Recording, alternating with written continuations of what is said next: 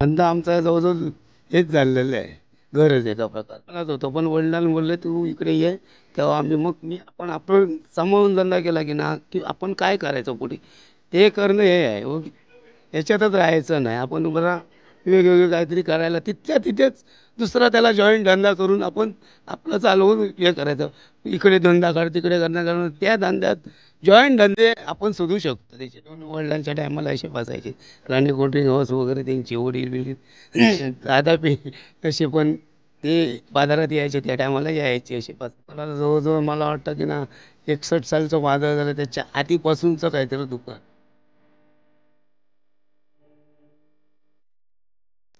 नमस्कार. आता आपण आहोत मालवण बाजारपेठेत. मालवण बाजारपेठेमध्ये शिरपुटेंच्या दुकानात. रोज दिवाळीमध्ये तुमचं सर्वांचं स्वागत आहे. आपल्या तिसऱ्या पर्वात, रोज दिवाळीच्या तिसऱ्या पर्वामध्ये प्रेक्षकांना आपण आज शिरपुटेंच्या हेमंत शिरपुटे यांच्याशी आता आपण संवाद साधणार आहोत.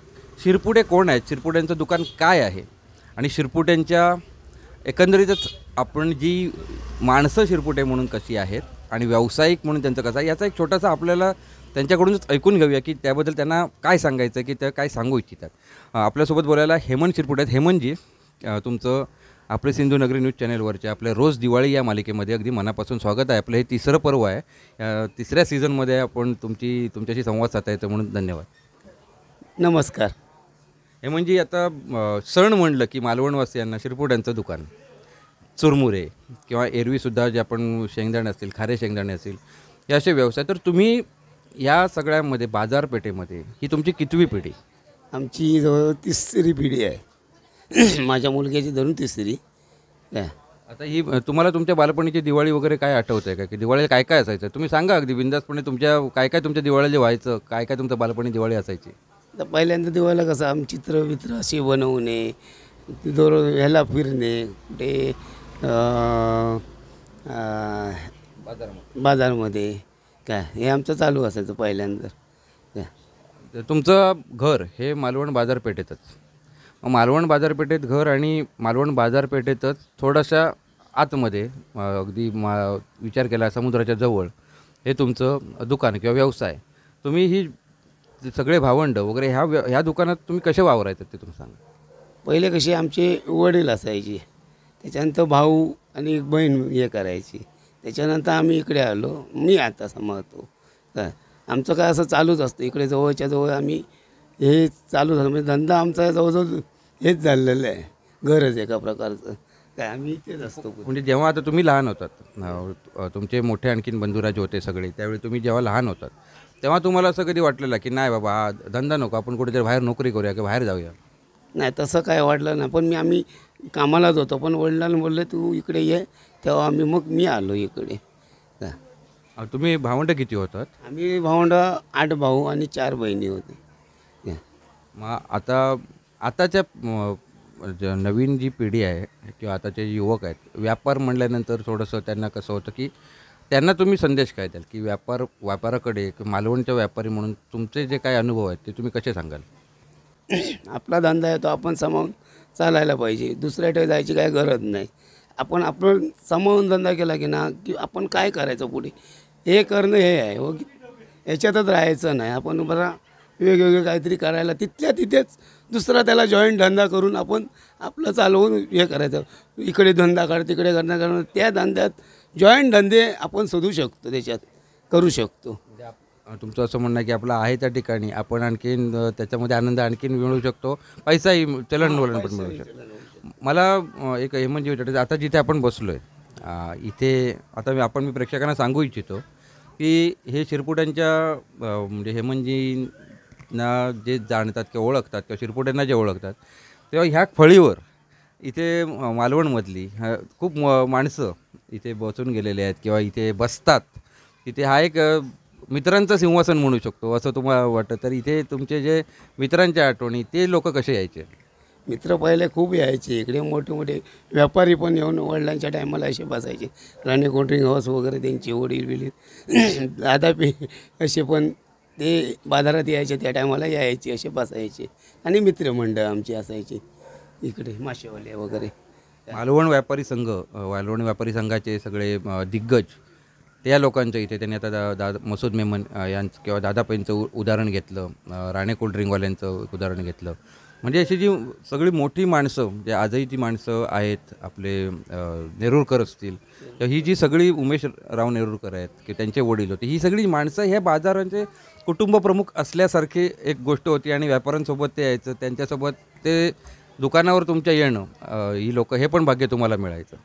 आता आपण एक छोटासा त्याच्यामध्ये की आता दिवाळीच्या दरम्यान, आताची यंदाची दिवाळी 2024 सालची दिवाळी, हे कसं आहे वातावरण, हे आपलं व्यापाराचं कसं आहे? जरा कमी आहे, कारण पावसामुळे जरा गोंधळ झालेला आहे, त्याच्यामुळे थोडाफार जरा हे बसलेलं आहे. बाकी तसं व्यवस्थित म्हणजे पावसामुळे जरा गिऱ्हाईक पाणी जरा कमी. तरी आता किती वर्ष आपल्या दुकानात झालेली असं म्हणू शकतो? तर आमच्या दुकानाला जवळजवळ मला वाटतं की ना 61 सालचं वादळ झालं त्याच्या आधीपासूनचं काहीतरी दुकान आहे काय. तेव्हा टोपले होते आजीच्या टायमाला काय, त्याच्यानंतर ते आम्ही नंतर मग डबे असे झाले काय, पहिले टोपले आजी. तुमची आजी आठवते तुम्हाला? हो आठवते, आम्ही बघितली आजी.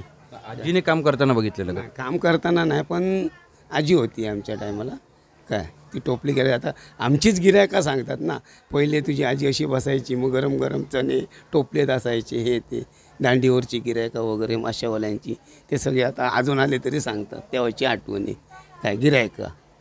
हां, त्या दरम्यान हा आता आपण एक थोडासा आपण कॅमेरा जर इथे थोडासा स्क्रोल केला तर तुम्हाला लक्षात येतो चक्कीचा पण तुमचा व्यवसाय. म्हणजे ह्याच्यासोबतच हा एक जो व्यवसाय, मग आता तो अजूनही चालू आहे का, तो कसा आहे तुम्ही ठेवला? ना आता सध्या चक्कीचा बंद ठेवला, कारण ज्वारी बिरी काय याच्यावर भेटत नाही रेशनवर, त्याच्यामुळे बंद ठेवलेला आहे तो चक्कीचा. आता मी बाहेर असं वाढवलं आहे सगळे पोहे वगैरे, हे कडधान्य म्हणजे गावठी कडधान्य,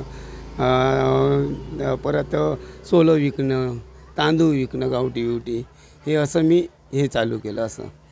याच दरम्यान शिरपुटणीमध्ये मालवणमध्ये आपण सांगू इच्छितो की जे चौपाटी आयटम आहेत ते खरेखुरे आपण जर मालवणमध्ये शिरपुटेंनी एक त्याला एक वेगळा व्हर्जन देऊन इथे सुरू केलेले होते. ते तुम्ही सांगा तुमचे काय काय ते पदार्थ होते? आमच्याकडे काय चणे शेंगदाणे पॅटीस आमचं चालूच होतं. आता सध्या या गडबडीत हे आहे बेल पॅटीस शेवपुरी हे आम्ही असे बाहेर लावून गेलो, आणि चणे शेंगदाणे असं आयटम काय. त्याचं वैशिष्ट्य होतं त्या भेळीचं की स्वतःच्या चिरमुऱ्यांची भेळ होती ती. म्हणजे हा भेळ खूप जण बनवतात, पण स्वतःच्या चिरमुऱ्याची सुद्धा भेळ बनवणारं मालवणमध्ये दुकान म्हणजे शिरपुट्यांचं आहे. त्यानंतर तुम्ही पॅटीसचा पण उल्लेख केला, ती आजही त्याची एक नाव आहे. मग जेव्हा हा आता तुम्हाला जो मालवणमधल्या जो व्यवसाय आहे, व्यापार आहे आणि दिवाळी आहे, या संदर्भातल्या सर्वांना तुम्ही शुभेच्छा द्याव्यात. शुभेच्छा. हे म्हणजे तुमचा वेळ दिलात व्यस्त शेड्यूलमध्ये. तुम्ही न बोलताही मला असलेली जी माहिती आहे ते तुम्ही मनातल्या मनात बोलत होतात, माझ्यावर पोचत होती. तुम्हाला बघणं, तुमचा व्यवसाय जाणून घेणं हे प्रेक्षकांच्या दृष्टीने प्रेक्षकांपर्यंत पोचतं आहे. आणि महत्त्वाचं आहे की तुमच्या कुटुंबामधले आताची पिढी सुद्धा तुमच्यासोबत असते का? माझा मुलगा असतो, बायको असते, मुली असते, आम्ही मिळूनच हे करतो. आता सध्या आता आमचं काय, आता 10 वर्षापूर्वी आम्ही लाह्या शिकायचो, आता आम्ही प्रसाद म्हणून चतुर्थीला ऐकतो. तर आमचा मुलगा त्यांनी वगैरे मारतो, आणि आम्ही सगळे बायको विको अशी एकत्र ते मदत करून आम्ही करतो तो धंदा काय. प्रसाद ही फेमस आता आमची अशी झालेलीच आहे चतुर्थीची काय. एक विचार केला मालवणवासियांचा जर विचार केला तर शिरपुटे म्हणल्यानंतर कोणी एक असंच येत नाही. सगळे शिरपुटे, शिरपुट्यांचं दुकान हे एक आयकॉनिक ठिकाण. मग तिथे सगळ्या व्यक्ती, ह्या सगळ्या व्यक्ती घरातल्याच वाटतात लोकांना. लोकंसुद्धा यांच्या घरातलीच असल्यासारखी आहेत. म्हणजे ही मालवण व्यापाराचं एक वैशिष्ट्य म्हटलं पाहिजे की प्रत्येक आपण जर विचार केला तर एकमेकाच्या सुखदुःखसुद्धा तुम्हाला गिरायकाची किंवा तुमची गिरायकांना अशी सगळ्याची देवाणघेवाण पण होत व्हायची ना. हो. धन्यवाद, तुमचा वेळ दिलात. मी पुन्हा थोडा प्रेक्षकांना रोज दिवाळीमध्ये हा एक कारण त्यांचे चुरमुरे बोलतात, त्यांच्या लाया फटकन फुटतात, त्यामुळे त्यांनी बोलायची गरज नसते. त्यांचे आयटम म्हणूया, त्यांच्याकडचे ज्या वस्तू आहेत त्या फार बोलत असतात आणि दिवाळीची शान, सणांची शान वाढवत असतात. आणि 61 सालापासून हे ठिकाण हे एक सुरू आहे. 61 सालाच्या आधीपासून पण, वादळाच्या आधीपासून पण हे ठिकाण सुरू आहे. आणि महत्त्वाची गोष्ट म्हणजे सुरू ठेवलं गेलं आहे. तुम्ही पाहतच राहा या तिसऱ्या पर्वामध्ये तुम्ही हा जो एपिसोड पाहिला त्याबद्दल धन्यवाद आणि रोज दिवाळीचे आणखीन जे काय आपले एपिसोड असते जरूर पाहत राहा.